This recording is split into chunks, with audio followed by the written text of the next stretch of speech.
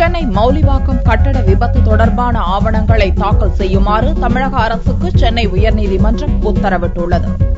சென்னையை அடுத்த போரூர் அருகில் உள்ள மௌலிவாக்கத்தில் கட்டப்பட்டு வந்த 11 மாடி அடுக்குமாடி கட்டடம் கடந்த ஜூன் 28ஆம் தேதி இடிந்து விழுந்தது. இதில் 27 பேர் உயிருடன் மீட்கப்பட்டனர். இடிபாடுகளில் சிக்கி 61 பேர் பலியாயினர். இதுகுறித்து விசாரிக்க ஓய்வு பெற்ற நீதிபதி ரகுபதி தலைமையில் விசாரணை கமிஷன் ஜூலை மாதம் அமைக்கப்பட்டது. கட்டட விபத்து குறித்து காஞ்சிபுரம் மாவட்ட நிர்வாகம், வருவாய்த்துறை, சென்னை பெருநகர் வளர்ச்சி குழும அதிகாரிகள், தீயணைப்புத்துறை உள்ளிட்ட பல்வேறு துறை அதிகாரிகள் மற்றும் பொதுமக்களிடம் நீதிபதி ரகுபதி விசாரணை நடத்தினார்.